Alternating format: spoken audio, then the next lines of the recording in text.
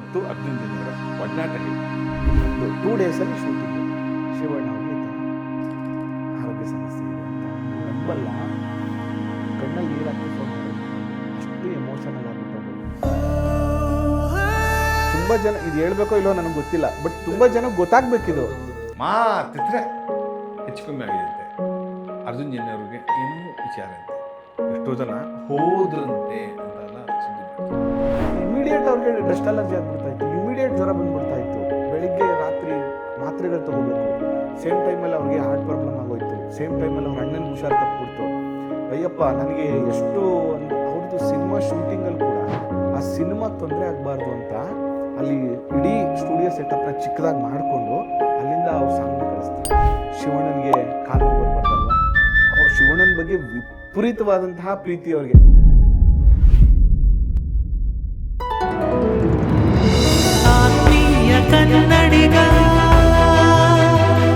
ಆತ್ಮೀಯ ಕನ್ನಡಿಗರೇ, ನೀವೆಲ್ಲ ಕೇಳಿದ್ರಿ ಈ ವರ್ಷದ 2026ರ ರಾಶಿ ಭವಿಷ್ಯ ಅಥವಾ ಸಂಖ್ಯಾಶಾಸ್ತ್ರದ ಪ್ರಕಾರ ಯಾರಿಗೆ ಒಳ್ಳೆಯದು ಏನು ಎತ್ತಂತ ಹೇಳಿ ನಮ್ಮ ಮಧು ದೀಕ್ಷಿತರು ಅದ್ಭುತವಾಗಿ ಹೇಳಿದರು.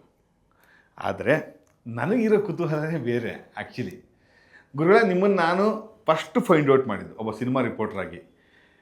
45 ಅನ್ನೋ ಒಂದು ಸಿನಿಮಾ ಮುಹೂರ್ತ, ಅದು ದಿಢೀರ್ ಬಿಡೀರ್ ಅಂಥೇಳಿ ಸಿನಿಮಾದ ಹೆಸರು ಸರಿಯಾಗಿ ಗೊತ್ತಿರಲಿಲ್ಲ. ಈ ಥರದ ಅರ್ಜುನ್ ಜನ್ಯ ನಿರ್ದೇಶಕರಾಗ್ತಿದ್ದಾರೆ ಅನ್ನೋದಷ್ಟೇ ನಮ್ಗೆ ಗೊತ್ತಿತ್ತು. ಮೈಸೂರಿನಲ್ಲಿ ಯಾವಾಗ ಮುಹೂರ್ತವಾಯಿತೋ, ಓಹೋ ಶಿವಣ್ಣನೂ ಜೊತೆಗಿದ್ದಾರೆ, ದೊಡ್ಡ ಮಟ್ಟಕ್ಕೆ ಮಾಡ್ತಿದ್ದಾರೆ, ರಮೇಶ್ ರೆಡ್ಡಿ ಅವರು ಅವರ ಗಾಳಿಪಟ ನಿರ್ಮಾಪಕರು ತುಂಬ ಚೆನ್ನಾಗಿ ಮಾಡ್ತಾರೆ ಅನ್ನೋ ಸುದ್ದಿ ಬಂತು.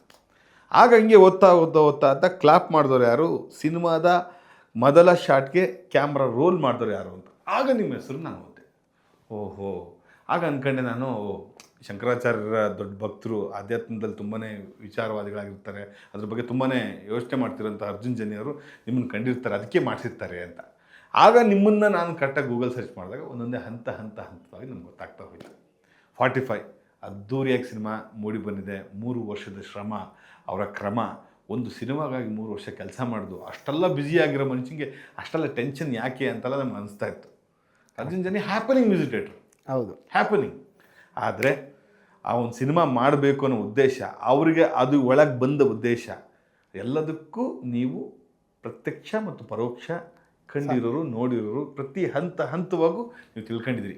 ಫಾರ್ ದಿ ಫಸ್ಟ್ ಟೈಮ್ ಒಂದು ಸಿನಿಮಾ ವಿಮರ್ಶೆ ಆಗಿರ್ಬೋದು, ಒಂದು ಸಿನಿಮಾ ಮೇಕಿಂಗ್ ಆಗಿರ್ಬೋದು, ಸಿನಿಮಾ ಆದ ಕಥೆಯನ್ನು ಒಬ್ಬರು ಜ್ಯೋತಿಷಿ ಹತ್ರ ಕೇಳ್ತಾರೆ ಫಸ್ಟ್ ಟೈಮ್.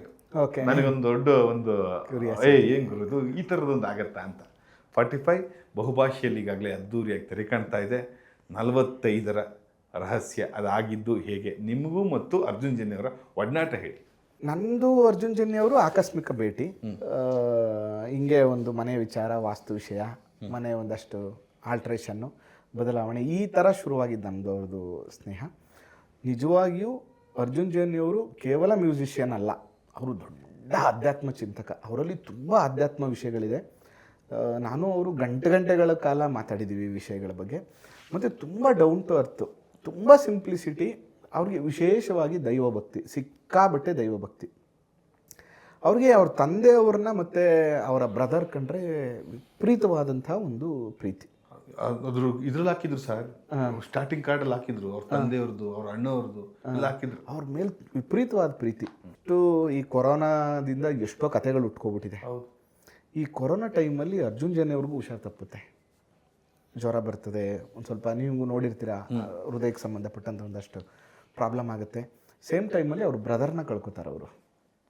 ಆಲ್ರೆಡಿ ಈಗ ಎಲ್ಲರಿಗೂ ಗೊತ್ತಾಗ್ಬಿಟ್ಟಿರುತ್ತೆ ಈ ಕತೆ ಏನು, ಎತ್ತ ಏನು, ಎಲ್ಲ ಗೊತ್ತಾಗ್ಬಿಟ್ಟಿರುತ್ತೆ ಈಗ ಆಲ್ಮೋಸ್ಟು. ಈ ಕತೆ ಹೇಗೆ ಹುಡ್ತು ಅನ್ನೋದಕ್ಕೆ ಅವ್ರ ಅಣ್ಣ ತೀರೋಗ್ಬಿಡ್ತಾರೆ. ಅವ್ರ ಅಣ್ಣ ಕಾಲ ಆದಂಥ ಸಂದರ್ಭದಲ್ಲಿ ಅವ್ರದ್ದು ಕಾರ್ಯ ಮಾಡಿಸ್ಬೇಕಾಗತ್ತೆ. ಈ ಕಾರ್ಯ ಎಲ್ಲ ಆಗುತ್ತಿದೆ, ಈ ಕೊರೋನಾ ಟೈಮಲ್ಲೇ ಇದೆಲ್ಲ ನಡೆಯುತ್ತೆ. ಅದಕ್ಕೆ ನಾನೇ ಒಬ್ಬರು ಪುರೋಹಿತರು ಕಳಿಸ್ಕೊಡ್ತೀನಿ, ಆ ಕಾರ್ಯ ಎಲ್ಲ ನಡೆಯುತ್ತೆ. ಅರ್ಜುನ್ ಅವ್ರಿಗೆ ಹುಷಾರಿರಲ್ಲ. ಪ್ರತಿದಿನ ನಾವು ಅವರು ಮಾತಾಡ್ತಾ ಇರ್ತೀವಿ. ಅವ್ರಿಗೊಂದು ಕ್ಯೂರಿಯಾಸಿಟಿ, ಗರುಡ ಪುರಾಣ, ಜೊತೆಗೆ ಒಬ್ಬ ವ್ಯಕ್ತಿ ಕಾಲ ಆದಮೇಲೆ ಏನಾಗ್ತಾನೆ, ಮತ್ತು ಅವ್ರದ್ದು ಏನಂದರೆ ತೀರೋದ ಮೇಲೆ ನಾವು ಎಲ್ಲರನ್ನೂ ಪ್ರೀತಿ ಮಾಡೋದಕ್ಕಿಂತ ಇದ್ದಾಗ ಎಲ್ಲರನ್ನೂ ಚೆನ್ನಾಗಿ ನೋಡ್ಕೋಬೇಕು, ಎಲ್ಲರನ್ನೂ ಪ್ರೀತಿಸಬೇಕು ಅನ್ನುವಂಥದ್ದು. ಅದಾದಮೇಲೆ ಅವ್ರಿಗೆ ನನ್ನ ಜೊತೆ ಮಾತಾಡ್ತಾ ಇಷ್ಟೊಂದೆಲ್ಲ ಇದೆಯಾ, ಈ ಥರ ಎಲ್ಲ ಇದೆಯಾ ಅಂತಂದ್ಬಿಟ್ಟು ಅವರು ನನಗಿಂತ ಜಾಸ್ತಿ ಅಧ್ಯಯನ ಮಾಡಲಿಕ್ಕೆ ಪ್ರಾರಂಭ ಮಾಡ್ತಾರೆ. ಮಾತಾಡಿ ಮಾಡಿ ಮಾಡಿ ಮಾಡಿ ಏನು ಮಾಡ್ತಾರೆ, ಅದ್ರ ಬಗ್ಗೆ ಪ್ರತಿದಿನ ಕ್ವಶನ್ಸ್ ಕೇಳೋದು, ಗುರುಳೆ ಇದು ಯಾಕೆ ಹಿಂಗೆ, ಈ ಥರ ಯಾಕೆ ಹಿಂಗೆ, ಟ್ರಾವೆಲಿಂಗ್ ಹೆಂಗಿರುತ್ತೆ, ಇದ್ರ ಬಗ್ಗೆ ಎಲ್ಲ ಚರ್ಚೆ ಮಾಡ್ತಾರೆ. ಗಂಟೆ ಗೊತ್ತಾಗ್ತಿಲ್ಲ ಏನಕ್ಕೆ ಕೇಳ್ತಾರೆ ಇವರು ಇಷ್ಟೊಂದು. ನನಗೇನು ಖುಷಿ ಏನಂದ್ರೆ, ಒಬ್ರು ಮ್ಯೂಸಿಷಿಯನ್ ಆಗಿ ಇಷ್ಟೊಂದೆಲ್ಲ ನನಗೂ ಖುಷಿ. ಕೊರೋನಾ ಟೈಮಲ್ಲಿ ನಿಮಗೂ ಗೊತ್ತು, ಎಲ್ಲ ಮನೇಲೇ ಇರ್ತಾ ಇದ್ವಿ, ರಾತ್ರಿ ಎಲ್ಲ ಮಾತಾಡ್ತಾ ಇದ್ವಿ. ಒಂದಿನ ಫೋನ್ ಮಾಡ್ತಾರೆ, ಗುರುಗಳೇ ಇದನ್ನ ನಾನು ಕತೆ ಮಾಡ್ತಾ ಇದ್ದೀನಿ, ಸಿನಿಮಾ ಮಾಡ್ತಾ ಇದ್ದೀರಾ ಅಂತ. ನನಗೆ ಫುಲ್ ಶಾಕ್. ಈ ಸಲ ಹೆಂಗೆ ಜನ ತಗೋತಾರೆ, ಈ ಕಮರ್ಷಿಯಲ್ ಹೆಂಗೆ ತಗೋತಾರೆ, ತುಂಬ ಕಷ್ಟ. ಕಮರ್ಷಿಯಲಾಗಿ ಹೇಳೋಕ್ಕೆ ಆಗಲ್ಲ ಇದನ್ನ. ಅರ್ಜುನ್ ಅವರೇ ಯೋಚನೆ, ಇಲ್ಲ ಗುರುಗಳೇ ನಾನು ಮಾಡ್ತೀನಿ. ಅದಾದಮೇಲೆ ಸ್ವಲ್ಪ ದಿನಕ್ಕೆ ಅವ್ರಿಗೆ ನಿಜವಾಗಿಯೂ ಒಂದು ಸಿನಿಮಾ, ಇವ್ರಿಗೆ ಹುಷಾರಿಲ್ಲ, ICUಲಿದ್ದಾರೆ. ನಾನು ಯಾಕೆ ಇದನ್ನೆಲ್ಲ ಹೇಳ್ತಾ ಇದ್ದೀನಿ ಅಂದರೆ, ತುಂಬ ಜನ ಇದು ಹೇಳ್ಬೇಕೋ ಇಲ್ಲೋ ನನಗೆ ಗೊತ್ತಿಲ್ಲ, ಬಟ್ ತುಂಬ ಜನ ಗೊತ್ತಾಗ್ಬೇಕು ಅವ್ರಿಗೆ ಎಷ್ಟು ಸ್ಟ್ರಗಲ್ಸ್ ಇರುತ್ತೆ ಒಂದು ಹಿಂದೆ ಅಂತ. ಒಂದು ಸಿನಿಮಾ ಕೆಲವೇ ದಿನಗಳಲ್ಲಿ ರಿಲೀಸು, ಇವರು ICUಲಿದ್ದಾರೆ, ICUಲಿ ಬಂದ್ಬಿಟ್ಟು ವಾರ್ಡ್ಗೆ ಹೋಗಿದ್ದಾರೆ. ನಾನು ಮಾತಾಡ್ಸ್ಕೊಂಡು ಬಂದಿದ್ದೀನಿ. ಅಲ್ಲಿ ICUಯಿಂದ ಆಚೆಗೆ ಬಂದು ಡ್ರಿಪ್ ಹಾಕಿದ್ದಾರೆ, ಕೈಯಲ್ಲೆಲ್ಲ ಡ್ರಿಪ್ ಹಾಕಿದ್ದಾರೆ. ಆ ಸಿನಿಮಾಗೆ ತೊಂದರೆ ಆಗಬಾರ್ದು ಅಂತ ಅಲ್ಲಿ ಇಡೀ ಸ್ಟುಡಿಯೋ ಸೆಟಪ್ನ ಚಿಕ್ಕದಾಗಿ ಮಾಡಿಕೊಂಡು ಅಲ್ಲಿಂದ ಅವ್ರ ಸಾಂಗ್ನ ಕಳಿಸಿದ್ರು. ಯಾವ ಸಿನಿಮಾದು? ಮೇ ಬಿ ಏಕಲವ್ಯ ಅಂತ, ಆ ಟೈಮಲ್ಲಿ ಏಕಲವ್ಯದ್ದು ಅನ್ಸುತ್ತೆ. ಹೆಂಗಾಗಿತ್ತು ಅಂದರೆ, ನನಗೆ ಈಗಲೂ ನೆನಪಿದೆ ಗುರುಗಳೇ, ಕರೋನಾ ಟೈಮಲ್ಲಿ ಬರೇ ಬ್ಯಾಡ್ ಸುದ್ದಿಗಳು. ಅವರು ಹೆಬ್ಬಾಳದಲ್ಲಿ ಇಲ್ಲದೆ ಇರೋ ಕಾರಣ ಅವರು ಮೈಸೂರಲ್ಲಿ ಇದ್ದಾರೆ, ಅಲ್ಲಿ ಮ್ಯೂಸಿಕ್ಕಿಗೋಸ್ಕರ, ಅಲ್ಲಿ ಪೀಸ್ಗೋಸ್ಕರ ಅಲ್ಲಿದ್ದಾರೆ ಅಂತ ನಮ್ಗೆ ಗೊತ್ತಿತ್ತು. ಮಾತಿದ್ರೆ ಹೆಚ್ಚು ಕಮ್ಮಿ ಆಗಿದೆ ಅಂತೆ. ಅರ್ಜುನ್ ಜನ್ಯ ಅವ್ರಿಗೆ ಏನೋ ವಿಚಾರ ಅಂತೆ, ಎಷ್ಟೋ ಜನ ಹೋದ್ರಂತೆ ಅಂತ ಎಲ್ಲ ಸುದ್ದಿ ಮಾಡಿದ್ರು. ಅಲ್ಲ, ಆ ಥರದ ಸಿಚುವೇಶನ್ ನೋಡಿದಾರೆ ಅವರು. ಆ ಥರ ಸಿಚುವೇಶನ್ಸ್ ಎಲ್ಲ ಅವರು ನಿಜವಾಗಿಯೂ ನನಗೆ ಗೊತ್ತಿಲ್ಲ. ಆ್ಯಸ್ ಎ ಗುರು ನಾನು ಪ್ರತಿದಿನ ಯೋಗ ಧ್ಯಾನ ನಂದು ಏನೋ ಒಂದು ಅನುಷ್ಠಾನ ಮಾಡ್ತಿರ್ತೀನಿ. ಆ ಸಿಚುವೇಶನಲ್ಲಿ ನಾನು ಇದ್ದಿದ್ರು ಈ ಥರದ್ದು ಯಾವ ಚಾಲೆಂಜಸ್ಗಳನ್ನೂ ತಗೋತಾ ಇರಲಿಲ್ಲ ಸರ್. ಇಮಿಡಿಯೇಟ್ ಅವ್ರಿಗೆ ಡಸ್ಟ್ ಅಲರ್ಜಿ ಆಗಿಬಿಡ್ತಾಯಿತ್ತು, ಇಮಿಡಿಯೇಟ್ ಜ್ವರ ಬಂದುಬಿಡ್ತಾಯಿತ್ತು, ಬೆಳಿಗ್ಗೆ ರಾತ್ರಿ ಮಾತ್ರೆಗಳು ತೊಗೋಬೇಕು. ಸೇಮ್ ಟೈಮಲ್ಲಿ ಅವ್ರಿಗೆ ಹಾರ್ಟ್ ಪ್ರಾಬ್ಲಮ್ ಆಗೋಯ್ತು. ಸೇಮ್ ಟೈಮಲ್ಲಿ ಅವ್ರ ಅಣ್ಣನಿಗೆ ಹುಷಾರು ತಪ್ಪಿಬಿಡ್ತು. ಅಯ್ಯಪ್ಪ, ನನಗೆ ಎಷ್ಟು ಅವ್ರದ್ದು ಸಿನಿಮಾ ಶೂಟಿಂಗಲ್ಲಿ ಕೂಡ. ಮತ್ತು ಇಂಟ್ರೆಸ್ಟಿಂಗ್ ಏನಂದರೆ, ಈ ಸಿನಿಮಾ ಎಲ್ಲ ಮಾಡ್ತಾಯಿದ್ದೀನಿ ಅಂತ ಹೇಳಿದ್ರು, ಹಿಂಗೆ ಆಗ್ತಾಯಿದೆ ಅಂತ ಹೇಳಿದ್ರು. ಸರಿ, ಎಲ್ಲ ಆಯಿತು. ನನಗೆ ಭಯ, ಆಗಬೇಕು ಇಷ್ಟೊಂದೆಲ್ಲ ಹುಷಾರಿಲ್ಲ, ಬಿಗ್ ಬಜೆಟ್ ಸಿನಿಮಾ ಬೇರೆ. ಮತ್ತು ಸ್ವಲ್ಪ ದಿನ ಆದಮೇಲೆ ಹೇಳ್ತಾರೆ ದೊಡ್ಡ ದೊಡ್ಡ ಸ್ಟಾರ್ಸ್ಗಳು ಎಲ್ಲ ಸಿನಿಮಾ. ಒಂದಿನ ಸಿನಿಮಾ ತೋರಿಸಿದ್ರು ನನಗೆ ಅವರು, ಇಡೀ ಸಿನಿಮಾನ ರಿವೀಲ್ ಮಾಡಿ ಸಿನಿಮಾ ತೋರಿಸಿದ್ರು. ಅವಾಗಲೇ ಹೇಳಿದೆ ಈ ಸಿನಿಮಾ ತುಂಬ ಚೆನ್ನಾಗಾಗುತ್ತೆ ಅಂತ. ಸರಿ, ಇದೆಲ್ಲ ಆಯಿತು. ಇದೆಲ್ಲ ಆದಮೇಲೆ ಮ್ಯಾಕ್ಸಿಮಮ್ ಶೂಟಿಂಗ್, ತುಂಬ ಜನಕ್ಕೆ ಗೊತ್ತಿಲ್ಲ, ಮ್ಯಾಕ್ಸಿಮಮ್ ಶೂಟಿಂಗು ಅವ್ರಿಗೆ ಹುಷಾರಿಲ್ಲ. ಹೈ ಫೀವರು ಅವ್ರಿಗೆ ಒಂದು 4 to 5 hours ಶೂಟಿಂಗ್ ಮಾಡಿದ್ರೆ ಜ್ವರ ಬಂದ್ಬಿಡ್ತಾಯಿತ್ತು. ಆಯಿತಾ, ಒಂದಿನ ಹಿಂಗೆ ರಿಯಾಲಿಟಿ ಶೋ ನಡೀತಾ ಇದೆ ಒಂದು ಡ್ಯಾನ್ಸ್ ಪ್ರೋಗ್ರಾಮಲ್ಲಿ. ತುಂಬ ಜನಕ್ಕೆ ಗೊತ್ತಾಗಲಿಲ್ಲ, ಅವ್ರಿಗೆ ಹುಷಾರಿಲ್ಲ, ಆಸ್ಪತ್ರೆ ಕರ್ಕೊಂಡು ಹೋಗ್ಬಿಡ್ತಾರೆ. ಮತ್ತೆ ನೆಕ್ಸ್ಟ್ ಡೇ ಶೂಟಿಂಗು. ನನಗೆ ಇದನ್ನೆಲ್ಲ ತುಂಬ ಹತ್ತಿರದಿಂದ ನೋಡಿರೋದ್ರಿಂದ ಅವ್ರಿಗೆ ಎಷ್ಟು ದೈವ, ನಿಜವಾಗಿಯೂ ಶಂಕರಾಚಾರ್ಯರು, ಮಲೆ ಮಹದೇಶ್ವರರು ಅವ್ರಿಗೆ ಕಾಪಾಡಿರೋದು. ಮತ್ತು ವಿಪರೀತ ದೈವ ಭಕ್ತಿ. ಅದಾದಮೇಲೆ ಸಿನಿಮಾ ಹಿಂಗೆ ನಡೀತಾ ಇದೆ. ಸಿನಿಮಾ ಎಂಡಿಂಗ್ ಏನು ಅಂತ ಗೊತ್ತಿಲ್ಲ. ಅಂದರೆ ಇನ್ನೂ ಅದಕ್ಕೆ ಅವರು ಬೇರೆ ಥರ ಒಂದಷ್ಟು ಪ್ಲ್ಯಾನ್ ಮಾಡ್ಕೊಂಡಿದ್ರು. ಸರಿ, ಅವ್ರ ಮನೇಲಿ ಒಂದು ಪೂಜೆ, ಒಂದು ರುದ್ರಾಭಿಷೇಕ ನಡೀತಾ ಇದೆ. ಆ ರುದ್ರಾಭಿಷೇಕ ನಡೆಯುವಂಥ ಸಂದರ್ಭದಲ್ಲಿ ಪೂಜೆ ಎಲ್ಲ ಮುಗಿಯುತ್ತೆ. ಅಲ್ಲಿ ಅದ್ರ ಬಗ್ಗೆ ಅವ್ರಿಗೆ ಏನೇ ಮಾಡಿದ್ರು ನಮ್ಮ ಪುರೋಹಿತರು ಅಷ್ಟು ಎಲ್ಲನೂ ಅವ್ರಿಗೆ ಎಕ್ಸ್ಪ್ಲೇನ್ ಮಾಡ್ತಾರೆ. ಅವರು ಎಲ್ಲನೂ ಕೇಳ್ಕೊತಾರೆ. ಫೋನ್ ಮಾಡಿಬಿಟ್ಟು, ಗುರುಗಳೇ ನಾನು ಈ ಥರದ್ದು ಏನೋ ಒಂದು ಅಂದ್ಕೊಂಡಿದ್ದೀನಿ ಅಂತ ಹೇಳ್ಬಿಟ್ಟು ಕೊನೆಯ ಸೀನು ಅಲ್ಲ ಅವ್ರಿಗೆ ಫ್ಲ್ಯಾಶ್ ಆಗುತ್ತೆ. ನನಗೆ ಹೇಳ್ತಾರೆ ಹಿಂಗೆ ಮಾಡ್ತಾ ಇದ್ದೀನಿ ಅಂತ. ಗುರುಗಳು ಇದ್ರ ಬಗ್ಗೆ ನನಗೆ ಡೀಟೇಲ್ ಬೇಕು ಅಂತ ನಾನು ಎಲ್ಲ ಡೀಟೇಲು, ಅದಕ್ಕೆ ಸಂಬಂಧಪಟ್ಟಂಥ ಮಂತ್ರಗಳೆಲ್ಲ ಅವ್ರಿಗೆ ಎಷ್ಟು ಡೀಟೇಲ್ ಅಂದರೆ, ತಪ್ಪಾಗ್ಬಿಟ್ರೆ ತಪ್ಪು ಮಾಹಿತಿ ಕೊಡಬಾರ್ದು. ಅದರ ಜೊತೆಗೆ ಅವ್ರು ಕೇಳ್ತಾರೆ, ಗುರುಗಳು ಈ ಥರದ್ದೊಂದು ಮಾಡ್ತಾ ಇದ್ದೀನಿ, ಇದಕ್ಕೆ ಅವ್ರಿಗೆ ಪಾದರಕ್ಷೆ ಹಾಕ್ಸ್ಬೋದಾ, ಶಿವಣ್ಣನಿಗೆ ಕಾಲು ನೋವು ಬರಬಾರ್ದಲ್ವಾ.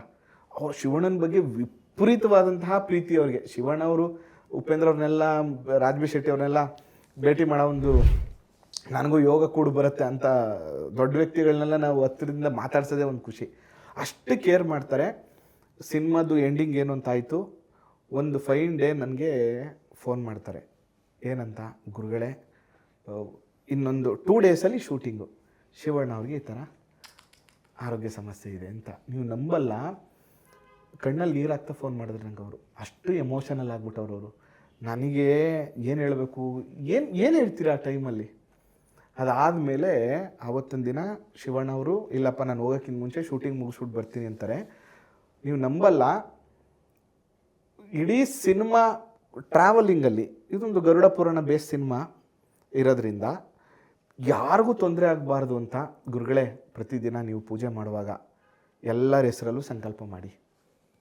ಉಪೇಂದ್ರ ಅವರು, ರಾಜ್ಬಿ ಶೆಟ್ಟಿ ಅವ್ರದ್ದು, ನಮ್ಮ ಕ್ಯಾಮ್ರಾಮನ್ ಅವ್ರದ್ದು, ನಮ್ಮ ನಿರ್ಮಾಪಕರದು ಎಲ್ಲರದು ಹೆಸರುಗಳು, ಅವ್ರದ್ದು ಗೋತ್ರ ಎಲ್ಲ ಕಳಿಸಿ ಗುರುಗಳೇ ದಯವಿಟ್ಟು ಕನಿಷ್ಠ ಪಕ್ಷ ಅವರೆಲ್ಲರ ಹೆಸರಲ್ವೇ ಒಂದು 10 ಸರಿ ನನ್ನ ಹತ್ರ ಪೂಜೆ ಮಾಡಿಸಿರ್ಬೋದು ಅವರು.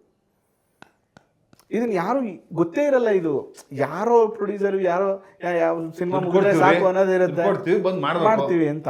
ಎಲ್ಲರ ಹೆಸರಲ್ಲೂ ಸಂಕಲ್ಪ ಮಾಡಿಸಿದ್ದಾರೆ, ಪೂಜೆ ಮಾಡಿಸಿದ್ದಾರೆ, ಮೃತ್ಯುಂಜಯ ಜಪ ಮಾಡಿಸಿದ್ದಾರೆ. ಎಲ್ಲರಿಗೂ ಒಳ್ಳೇದಾಗಲಿ ಅನ್ನುವಂಥದ್ದು. ಶಿವಣ್ಣವ್ರಿಗೆ ಹಿಂಗಾಗೋಯ್ತು, ಫೋನ್ ಮಾಡ್ತಾರೆ, ಗುರುಗಳೇ ನಾಳೆ ಶೂಟಿಂಗು, ದಯವಿಟ್ಟು ನನಗೆ ಪುರೋಹಿತರು ಕರೀರಿ, ಕಳಿಸಿ ಅವ್ರಿಗೆ ಶಾರ್ಟ್ ಮುಗಿಯೋಕ್ಕೆ ಶುರುವಾಗಿನ ಮುಂಚೆನೇ ಅವ್ರಿಗೆ ದೃಷ್ಟಿ ತೆಗೆಸಿ, ಅವ್ರಿಗೇನೂ ತೊಂದರೆ ಆಗಬಾರ್ದು ಅಂತೇಳಿ ಅವತ್ತಿನ ದಿನ ಶೂಟಿಂಗ್ ಮುಂಚೆನೇ ದೃಷ್ಟಿ ತೆಗೆಸ್ತಾರೆ, ಪ್ರೊಟೆಕ್ಟ್ ಮಾಡ್ತಾರೆ, ಏನೂ ಆಗಬಾರ್ದು ಅಂತ. ಆ ಥರದ್ದು ತುಂಬ ಕಡಿಮೆ. ಆ ನಿಟ್ಟಿನಲ್ಲಿ ಈ ಸಿನಿಮಾದ ಬಗ್ಗೆ ನನಗೆ ನೀವೊಂದು 5 hours ಮಾತಾಡಿ ಅಂದರೆ ಮಾತಾಡ್ತೀನಿ, ಅಷ್ಟು ವಿಷಯ ಇದೆ. ಈ ಥರ ಈ ಕಥೆಗಳು ಹುಟ್ಟಿದ್ದು. ಮತ್ತು ಒಂದು ಅವ್ರ ಮನೇಲಿ ನಡೆದಂಥ ಒಂದು ಘಟನೆ, ಅವರು ಅದನ್ನು ಅರಗಿಸ್ಕೊಳ್ಳೋಕ್ಕೆ ಆಗಲ್ಲ ಅಂತ ಅವ್ರ ಅಣ್ಣನ ಕಳ್ಕೊಂಡಂಥ ಸಂದರ್ಭದಲ್ಲಿ ಹುಟ್ಟಿದಂಥ ಒಂದು ಕಥೆ ಇದು. ಅದರಿಂದ ಈ ಸಿನಿಮಾ ಬೇರೆದೇ ಥರ ಇರುತ್ತೆ. ಮತ್ತು ನಾನು ಹೇಳೋದೇನೆಂದರೆ, ಶಿವಣ್ಣ ಅವ್ರನ್ನ ನೀವು ಯಾವತ್ತೂ ಕಲ್ಪನೆನೂ ಕೂಡ ಮಾಡ್ಕೊಂಡಿರೋಕ್ಕಾಗಲ್ಲ. ಗುರುಗಳೇ ಒಂದು ಚಿಕ್ಕದು ನಾನು ಸಿನಿಮಾ ನೋಡಿರೋ ಕಾರಣ ಹೇಳ್ತಾ ಇದ್ದೀನಿ. ಉಪೇಂದ್ರ ಅವರು ಡೈಲಾಗ್ ಬರುತ್ತೆ, ರಾಜ್ ಬಿ ಶೆಟ್ಟಿ ಅವರನ್ನು ಅವರು 45 ದಿವಸದಲ್ಲಿ ತೆಗಿಬೇಕು ಅನ್ನೋದು. ಸಿನಿಮಾ ನೋಡ್ಬಿಟ್ಟಿದ್ದಾರೆ, ಅದಕ್ಕಾಗಿ ನಾನು ಕತೆ ಹೇಳ್ತಾ ಇದ್ದೀನಿ ಚಿಕ್ಕದಾಗಿ ಒಂದು ಹೇಳಿ. 45 ಅನ್ನೋದು ಏನಕ್ಕೆ ಅನ್ನೋ ವಿಷಯ. ಶಿವಣ್ಣ ಅವರು ಒಂದು 20 ದಿವಸ ಆದಮೇಲೆ ಅವ್ರಿಗೆ ಸಿಗ್ತಾರೆ ಆ ಕಥೆಯಲ್ಲಿ. ಆಗ ಉಪೇಂದ್ರ ಅವರ ಅಸಿಸ್ಟೆಂಟ್ ಒಬ್ಬ ಇರ್ತಾರೆ, ಕುಳ್ಳಕ್ಕೆ ತಮಿಳ್ ಆ್ಯಕ್ಟರ್. ಅವ್ರಿಗೆ ಹೇಳ್ತಾರೆ, ಏನಣ್ಣ ನಮ್ದು ಇಷ್ಟು ದೊಡ್ಡ ಪಡೆ ಇದೆ, ಅವ್ರಿಗೆ ಒಂದು ಸಿಂಗಲ್ ಇರೋ ಒಬ್ಬ ವಯಸ್ಸಾದ ಮನುಷ್ಯನಿಗೆ ಎದುರು ಬಿಡ್ತೀಯಲ್ಲ ನೀನು ಅಂತ ಅಂತಾರೆ. ಇಲ್ಲ ಕಣೋ, ಅವರಿಂದ ದೊಡ್ಡ ಪಡೆನೇ ಇದೆ ಅಂತ. ಆ ಡೈಲಾಗು ನಮಗೆ ನೋಡುಗರಿಗೆ ಏನು ಪಡೆ ಅಂದ್ರೇನು, ಶಿವಣ್ಣನು ದೊಡ್ಡ ಗ್ಯಾಂಗ್ ಲೀಡರ್ ಆಗಿರ್ಬೋದೇನೋ, ದೊಡ್ಡ ಮಟ್ಟಿಗೆ ಜನರು ಕರ್ಕೊಬರ್ತಾರೇನೋ, ಇವ್ರದ್ದು ಒಂದು ದೊಡ್ಡ ಸಮೂಹ ಯುದ್ಧದ ಥರ ತೋರಿಸ್ತಾರಿರಬೇಕು, ಗ್ರಾಫಿಕ್ಸ್ ಎಲ್ಲ ಎದ್ದೋ ಮಾಡಿದ್ದಾರೆ ಅಂತ ನಮ್ಮ ಫೀಲಿಂಗ್ಸ್. ನೀವು ಹೇಳಿದ್ರಲ್ಲ, ಆ ಕೊನೆ ಒಂದು ಹೋಮ ಅಥವಾ ಅದೇನು, ಆವಾಗ ಅವ್ರಿಗೆ ಅದು ಕ್ಲೈಮ್ಯಾಕ್ಸ್ ಏನು ಮಾಡಬೇಕು ಅಂತ, ಆ ಕ್ಲೈಮ್ಯಾಕ್ಸ್ ನೋಡೋದಕ್ಕೆ ಹಬ್ಬ ಅಷ್ಟು ಅವತಾರದಲ್ಲಿ ಶಿವನ ಅವತಾರ. ಎಲ್ಲರಿಗೂ ಆ ಪಡೆ ಏನು, ಯಾಕೆ ಅವ್ರು ಅದನ್ನ ಹೇಳ್ತಾರೆ ಎಲ್ಲ ನೀವು ಸಿನಿಮಾದಲ್ಲೇ ನೋಡಬೇಕು ಆಯಿತಾ. ಸಿನಿಮಾ ಮಿಸ್ ಮಾಡಿದೆ ನೋಡಿ. ಮತ್ತು ಸ್ಟ್ರಗಲ್, ಪ್ರತಿಯೊಬ್ಬರ ಮೇಲಿರುವಂಥ ಒಂದು ಪ್ರೀತಿ, ಅದ್ರ ಜೊತೆಗೆ ಅವ್ರು ಮಾಡಿದಂಥ ಸ್ಟ್ರಗಲ್ಸ್ ಇದೆಯಲ್ಲ, ನಿಜವಾಗಿಯೂ ಅವ್ರಿಗೆ ತುಂಬ ಆಯುಷ್ಯ ಕೊಡಲಿ ದೇವರು. ನಾನು ಈ ಟೈಮಲ್ಲಿ ಕೇಳ್ಕೊತೀನಿ, ನಂದು ಒಂದು 25 ವರ್ಷ ಆಯುಷ್ಯ ಅರ್ಜುನ್ ಜನ್ಯ ಅವರು ಕೊಟ್ಬಿಡ್ಲಿ. ಯಾಕಂದರೆ ಈ ಥರ ತುಂಬ ಸಿನಿಮಾಗಳಾಗಬೇಕು, ತುಂಬ ಸಿನಿಮಾಗಳು ಅವರಿಂದ ಬರಬೇಕು. ಮತ್ತು ತುಂಬ ಒಳ್ಳೆ ಹ್ಯೂಮನ್ ಬೀಯಿಂಗ್ ಅವರು, ತುಂಬ ಹಾರ್ಟ್ಲಿ ಒಳ್ಳೆ ವ್ಯಕ್ತಿ. ಮತ್ತು ಅವರು ಮಾಡಿರುವಂಥ ಸ್ಟ್ರಗಲ್ಸು, ಅವ್ರಿಗೆ ಆಗಿದ್ದಂಥ ಹೆಲ್ತ್ ಪ್ರಾಬ್ಲಮ್ಸ್ಗಳು, ನಿಜವಾಗಿಯೂ ಈ ಟೈಮಲ್ಲಿ ಅವ್ರ ಮನೆಯವರು ಗೀತಮ್ಮನ ನೆನೆಸ್ಕೋಬೇಕು. ಬೆನ್ನೆಲುಬಾಗಿದ್ರು ಅಂಥ ಸಿಚುವೇಶನ್ಸಲ್ಲಿ ಹೊರಗಡೆ ಕಳಿಸೋದು, ಅವ್ರನ್ನ ಕೇರ್ ಮಾಡೋದಿದೆಯಲ್ಲ ಭಾಳ ಕಷ್ಟ. ನಿಜವಾಗಿಯೂ ತುಂಬ ಒಳ್ಳೆ ಸಿನಿಮಾ. 45 ಸಿನಿಮಾ ನೋಡಿ, ಇದರಿಂದ ತುಂಬ ದೊಡ್ಡ ದೊಡ್ಡ ಕಥೆಗಳಿದೆ, ಅಷ್ಟು ತುಂಬ ಸ್ಟ್ರಗಲ್ಸ್ ಇದೆ. ಅದರಿಂದ ಮಾದೇಶ್ವರ ಶಂಕರಾಚಾರ್ಯರು ಅವ್ರಿಗೆ ಒಳ್ಳೇದು ಮಾಡಲಿ. ಅಷ್ಟೆಲ್ಲ ಸ್ಟ್ರಗಲಲ್ಲೂ ಕೂಡ ಅವ್ರು ಮಾಡಿದ್ದಾರೆ ಅನ್ನೋದೇ ಒಂದು ದೊಡ್ಡ ವಿಚಾರ. ಅವ್ರಿಗೆ ಪದೇ ಪದೇ ಜ್ವರ ಬಂದುಬಿಡುತ್ತೆ, ಡಸ್ಟ್ ಅಲರ್ಜಿ ಆಗಿಬಿಟ್ರೆ ಪಾಪ. ಎ ಸಿಲಿ ಹೆಚ್ಚೊತ್ತು ಕೂತ್ಕೊಳ್ಳೋಕ್ಕಾಗಲ್ಲ ಅವರು. ಈಗ ತುಂಬ ರಿಕವರ್ ಆಗಿದ್ದಾರೆ ದೇವ್ರ ದಯದಿಂದ. ಅವರು ಇನ್ನೂ ರಿಕವರ್ ಆಗಲಿ. ಸಿನಿಮಾ ರಿಲೀಸ್ ಒಂದು 15 ಡೇಸಿಂದ ಒಂದಿನ ನಿದ್ದೆ ಮಾಡಿಲ್ಲ ಅವರು ಪಾಪ. ಹೌದು, ಮತ್ತೆ ಒಂದು ದಿನ ನಿದ್ದೆ ಮಾಡಿಲ್ಲ ಅವರು, 1 hour ಕೂಡ ನಿದ್ದೆ ಮಾಡಲ್ಲ, ಅಷ್ಟು ಕೆಲಸ ಮಾಡಿದ್ದಾರೆ. ಒಳ್ಳೇದಾಗಲಿ ಅಷ್ಟೇ. ಆತ್ಮೀಯ ಕನ್ನಡಿಗರೇ, ಆಮೇಲೆ ಇನ್ನೊಂದು ಏನಂದರೆ ಶ್ರೀಧರ್ ಅವರೇ, ಮುಹೂರ್ತ ಮಾಡಿಸ್ಬೇಕು ಗುರುಗಳೇ ಅಂತ ಫೋನ್ ಮಾಡಿದ್ದಾರೆ. ನಾನು ನಮ್ಮ ಇಡೀ ತಂಡನ ಕರ್ಕೊಂಡು ಹೋಗ್ತೀನಿ, ಪೂಜೆ ಎಲ್ಲ ಮುಗಿಯುತ್ತೆ.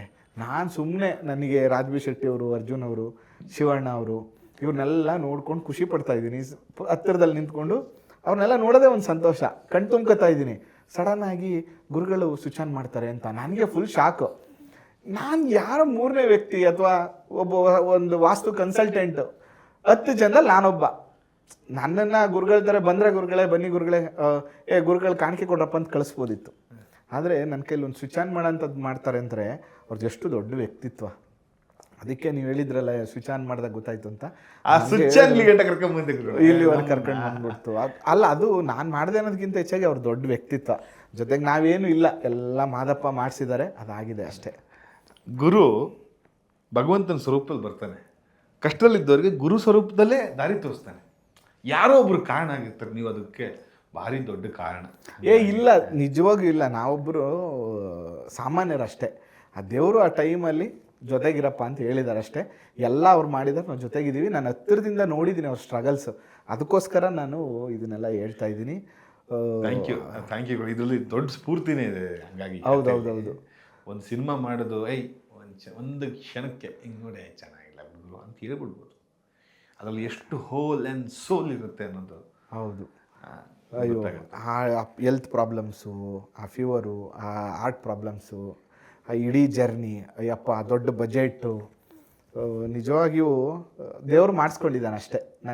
ನೀವು ಕೊನೆ ಸೀನ್ ನೋಡ್ತಿರಲ್ಲ, ಅದು ದೇವ್ರು ಮಾಡಿಸ್ಕೊಂಡಿದ್ದಾನೆ ಅಷ್ಟೇ. ಯಾರು ಮಿಸ್ ಮಾಡದೆ ಸಿನಿಮಾ ನೋಡಿ ಅಷ್ಟೇ. ನೋಡಿದ್ರಲ್ಲ ಆತ್ಮೀಯ ಕನ್ನಡಿಗರೇ, ದಯವಿಟ್ಟು ಕನ್ನಡ ಸಿನಿಮಾವನ್ನು ಥಿಯೇಟ್ರಿಗೆ ಹೋಗಿ ಬೆಂಬಲಿಸಿ, ಪ್ರೋತ್ಸಾಹಿಸಿ, ಕನ್ನಡ ಸಿನಿಮಾನ ದೊಡ್ಡ ಮಟ್ಟಕ್ಕೆ ಬೆಳೆಸಿ. ಆತ್ಮೀಯ ಕನ್ನಡಿ